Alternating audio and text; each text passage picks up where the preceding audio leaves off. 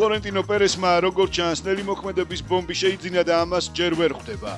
კილიან მბაპე ყველაფერს აკეთებს იმისთვის, რომ მადრიდის რეალში არაჯანსაღი სიტუაცია იყოს. როგორც გაირკვა, პერესი აქტიურ მოლაპარაკებებს აწარმოებდა პარის სენ-ჟერმენის მთავარ მწვრთნელთან ლუის ენრიკესთან. თავის მხრივ ენრიკეს რეალისტვის როგორც ბარსელონას ყოფილ მწვრთნელს უარი არ უთქვამს შეხვედრაზე და გარკვეული საკითხების განხილვაზე. გავრცელებული ინფორმაციით მოლაპარაკებები დადებითი მიმართულებით მიმდინარეობდა. თუმცა მბაპემ კლუბის ხელმძღვანელობას პირდაპირ განუცხადა, რომ თუ გუნდს ლუის ენრიკე ჩაიბარებდა, ის კლუბიდან წასვლას განიხილავდა. ფეხბურთელსა და მწვრთნელს შორის ურთიერთობა ჯერ კიდევ პარის სენ-ჟერმენში მუშაობის პერიოდში დაიძაბა. ფლორენტინო პერესი ლუის ენრიკეს განიხილავდა როგორც მწვრთნელს, რომელსაც შეეძლო გუნდში დისციპლინისა და სტრუქტურის აღდგენა. თუმცა ვინაიდან მბაპე კლუბის მთავარი პროექტია, პერესმა ფეხბურთელის აზრი გაითვალისწინა და ენრიკეს კანდიდატურა ჩაიხსნა დღის წესრიგიდან. ესპანურ პრესაში გავრცელებული ცნობით კილიან მბაპე სურს, რომ გუნდში ზინედინ ზიდანი დაბრუნდეს. ასევე განიხილება დიდიე დეშამისა და მაურისიო პოჩეტინოს კანდიდატურები, რომლებთანაც მბაპეს კარგი ურთიერთობა აქვს. Manchester City-s მთავარი მწვრთნელი პეპ გვარდიოლა მზად არის საკლუბო ფეხბურთს დაემშვიდობოს და სანაკრებო გამოწვევა მიიღოს. ესპანელი ფეხბურთის სპეციალისტს იტალიის ნაკრებს უკავშირებენ. იტალიის ფეხბურთის ფედერაცია თავის მხრივ ყველაფერს აკეთებს იმისათვის, რომ გარიგება სასურველი შედეგით დაასრულოს. თავად გვარდიოლას უკვე დიდი ხანია რაც მუშაობის გაგრძელება რომელიმე ნაკრებში სურს. მას მიაჩნია, რომ ამისათვის იდეალური დრო დადგა. კატალონიელ მწვრთნელს ქალაქელებთან ხელშეკრულება 2027 წლის ივნისამდე აკავშირებს. თუმცა არ არის გამორიცხული, რომ მან ინგლისი 2026 წლის ზაფხულში დატოვოს. არის კიდევ ერთი ვარიანტი, მოიცადოს 1 წელი და 2027 წლის ზაფხულში იტალიის ფეხბურთის ფედერაციასთან კონტრაქტი ოფიციალურად გააფორმოს. იმ შემთხვევაში, თუ პეპი სიტიდან წასვლას გადაწყვეტს, მას ენცო მარესკა შეცვლის, რომელიც წარსულში ჩელსისა და ლესტერს ავარჯიშებდა. იტალიელ სპეციალისტსა და სიტის შორის წინასწარი მოლაპარაკებები უკვე გაიმართა. ყველა გვარდიოლას საბოლოო გადაწყვეტილებას ელის. გვარდიოლა სიტის 2016 წლიდან წვრთნის. ამ ხნის მანძილზე მანჩესტერულმა კლუბმა 6-ჯერ პრემიერლიგა, 4-ჯერ ინგლისის ასოციაციის თასი, 5-ჯერ ინგლისის ლიგის თასი, 1-ხელ ჩემპიონთა ლიგა, UEFA სუპერთასი და FIFA-ს მსოფლიოს საკლუბო თასი მოიგო. გავაგრძელოთ იტალიაზე საუბარი. როგორც იცით, სკვადრა აძურამ მსოფლიო ჩემპიონატის სააგზური ვერ მოიპოვა, თუმცა გამოჩნდნენ ადამიანები, რომლებიც იტალიის ეროვნულ ნაკრებს ლობირებენ და სურთ, რომ ისინი მსოფლიო ფეხბურთის ფორუმზე წარმოდგენილები იყვნენ. ამერიკის შეერთებული შტატების პრეზიდენტის სპეციალურმა წარმომადგენელმა პაოლო ძამპოლიმ ოფიციალურად მიმართა FIFA-ს პრეზიდენტს ჯანი ინფანტინოს წინადადებით, რომ 2026 წლის მსოფლიო ჩემპიონატზე ირანის ნაკრები იტალიით ჩაენაცვლებინათ.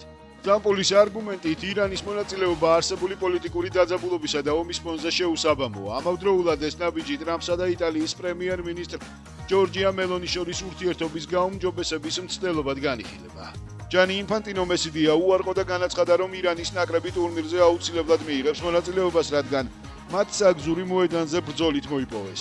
მისი თქმით, სპორტი პოლიტიკისგან განცალკევებული უნდა იყოს და გეგმა B არ განიხილება.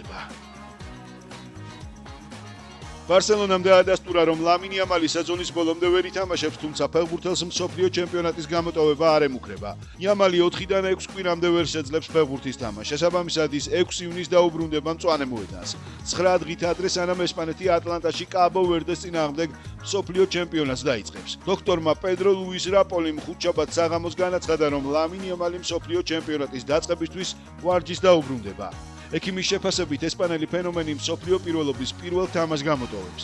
შემდეგ კი პოტენციურად მზად იქნება საუდის არაბეთთან გასამართი მატჩისთვის. ლონდონის ჩელსის ხელმძღვანელები გუნდის მთავარ მწვრთნელად ხავი ერნანდესის კანდიდატურას აქტიურად განიხილავენ. მეტიც ხავის სასურველი მწვრთნელების სიაში ნომერ 1 ადგილზეა. კლუბის ხელმძღვანელობა სურს სპეციალისტი, რომელსაც დიდი გუნდების მართვის გამოცდილება და მკაფიო საფეხბურთო ფილოსოფია აქვს. ხავი, რომელიც 2024 წელს ბარსელონადან წასვლის შემდეგ უმუშევარია, განაცხადა, რომ სურს პრემიერ-ლიგაში მუშაობა, თუმცა მან ხაზი გაუსვა, რომ მისთვის მნიშვნელოვანია გრძელვადიანი პროექტი, რათა გუნდის ჩამოყალიბება შეძლოს. ხავის გარდა ჩელსის მწვრთნელობის კანდიდატებად ასევე სახელდებიან ანდონი ირაოლა, ე딘 ტერზიჩი და სესკ ფაბრეგასი. 40 წლის ლეგენდარული გერმანელი მეკარე ემანუელ ნოიერი ბაიერნთან კონტრაქტს კიდევ ერთი სეზონით გაახანგრძლივებს. კლუბსა და ფეხბურთელს შორის შეთანხმება უკვე მიღწეულია. კონტრაქტის გახანგრძლივება უახლოეს დღეებში ოფიციალურად დადასტურდება. ნოიერი კარგ ფორმაშია და კლუბი მისი ძალიან კმაყოფილია. მიმდინარე სეზონში ნოიერმა ბუნდესლიგაში 21 მატჩი ჩაატარა და 19 გოლი გაუშვა.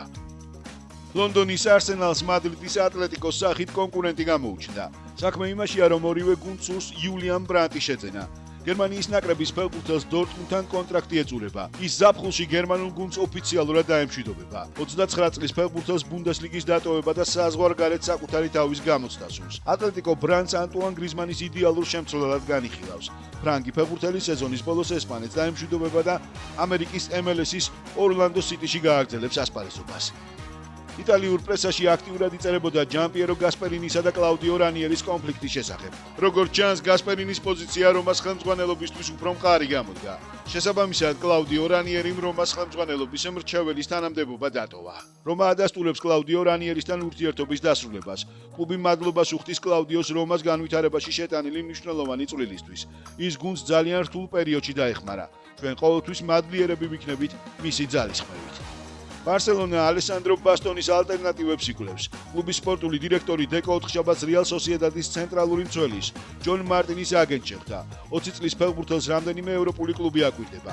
ესპანელის კონტრაქტში 50 მილიონი ევროს გამოსყიდვის პუნქტია, ნაკლები ვიდრე ინტერის მცველის შემთხვევაში. როგორც ამბობენ, მარტინის აგენტთან შეხვედრა არაფორმალური იყო. დეკოს დეტალები არ დაუზუსტებია და უბრალოდ სიტუაციის შეფასება სურდა.